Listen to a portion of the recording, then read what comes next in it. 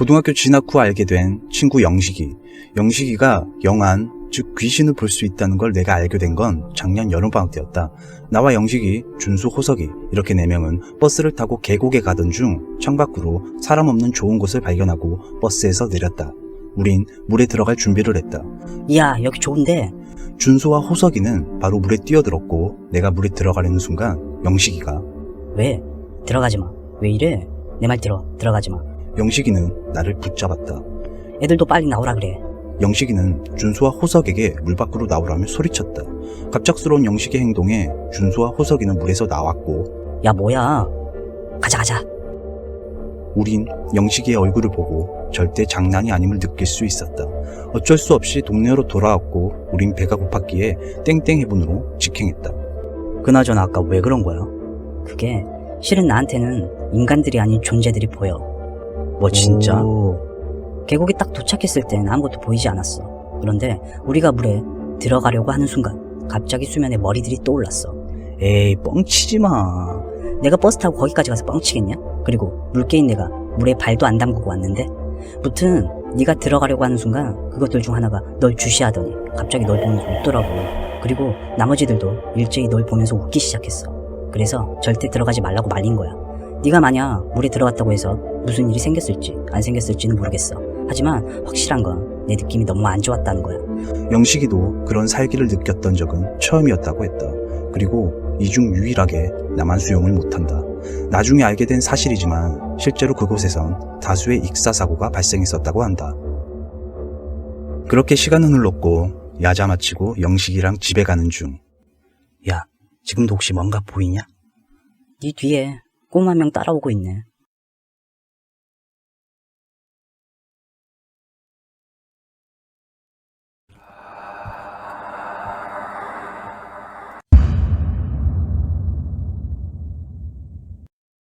대학 다닐 때 혼자 원룸에 살 때였다.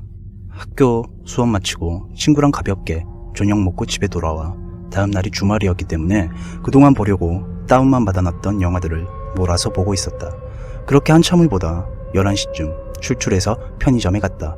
간식거리를 사고 원룸 1층 현관으로 들어섰는데 구석 한켠에 어떤 남자가 쪼그려 앉아 있었다. 1층으로 들어올 때까지 어두웠고 내가 들어서는 순간 현관 센서등이 켜졌는데 이건 이 남자가 어두운 현관 한 구석에서 계속 저러고 있었다는 것이 아닌가. 난 너무 놀랐지만 아무렇지 않은 척하며 계단으로 올랐다. 뭐야 저 사람?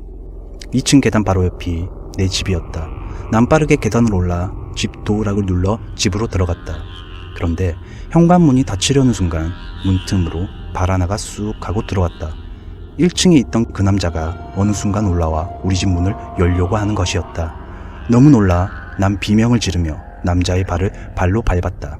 저기 잠깐만요. 사람이 위급한 순간에 없던 힘이 생긴다는 말을 이때 알게 되었다. 난 죽을 힘을 다해 버텼고 결국 남자는 돌아섰다. 난 곧장 이상한 사람이 있다며 경찰에 신고했다. 얼마 후 경찰이 왔고 1층에서 약간의 대화 소리가 들렸다. 선생님, 술 드셨어요? 아, 아니요. 우선 서로 좀 같이 가시죠. 그리고 경찰은 그 남자를 경찰차에 태웠다. 남자는 어떤 의도였는지 모르겠지만 도망도 안 가고 계속 원룸 건물 안에 있었던 거다. 아무튼 이 이상한 남자도 정말 소름 돋고 무서웠지만 내가 이해 못지않게 슬펐던 건 그 한밤중 내가 그렇게 비명을 질렀는데도 그 어떤 누구 하나 나와 보지 않았는데 내가 경찰 한 분과 집문 앞에서 상황에 대해 대화를 나누고 있으니 2층에 다른 세입자들이 무슨 일인가 싶어 하나둘씩 모습을 보였다는 거다.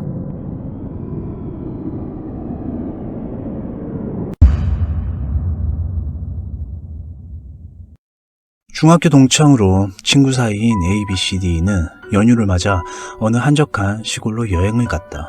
그들은 숙소에 도착해 짐을 풀고 점심도 먹을 겸 마을을 둘러보고 있었다.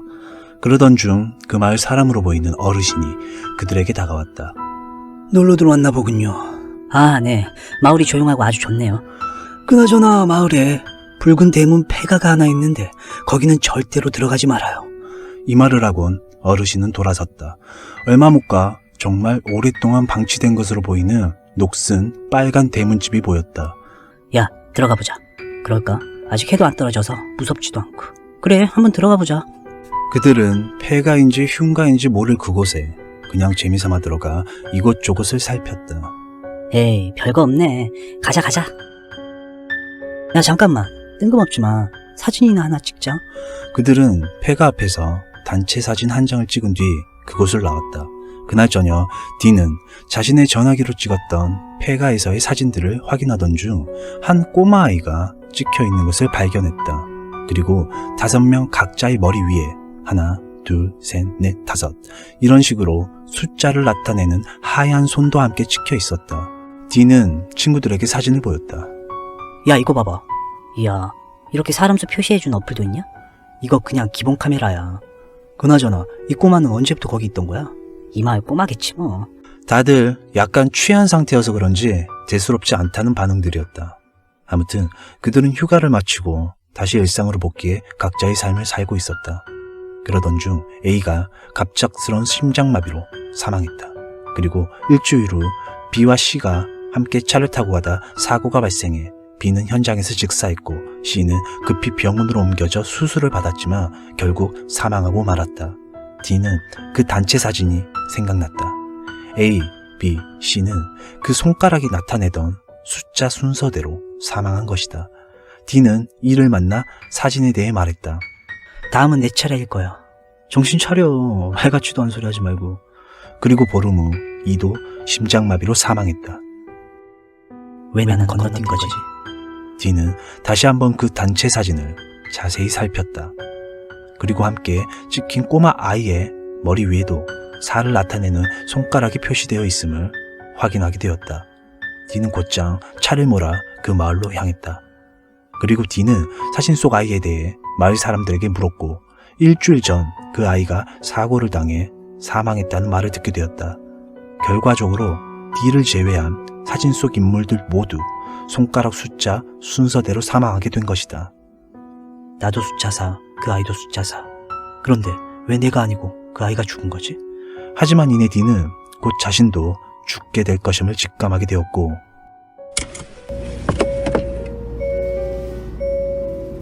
뭔가에 홀린 듯 악셀을 밟았다. 결국 D도 사망했다.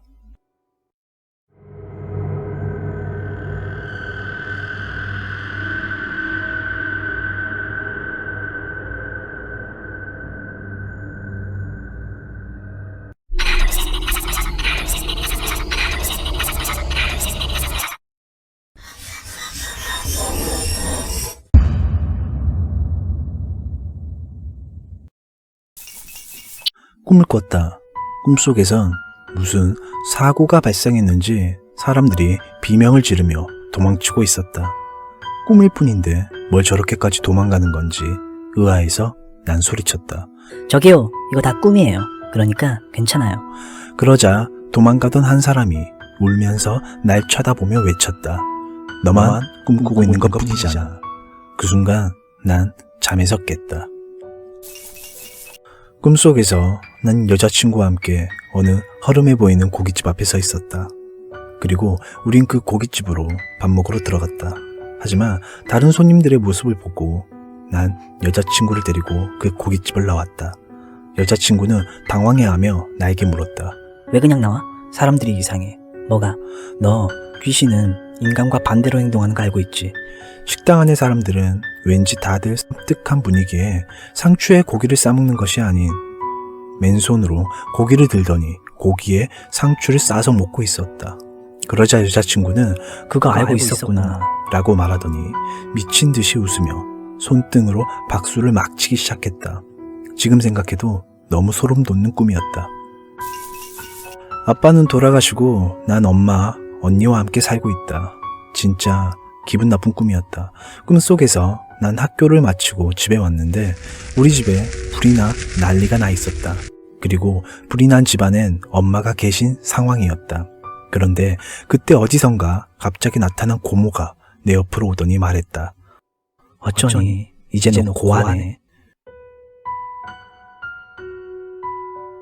그 꿈을 꾼 뒤로도 아무 일 없이 우리 가족은 잘 지내고 있는데 그 고모 만날 때마다 왠지 모르게 괜히 불편하다.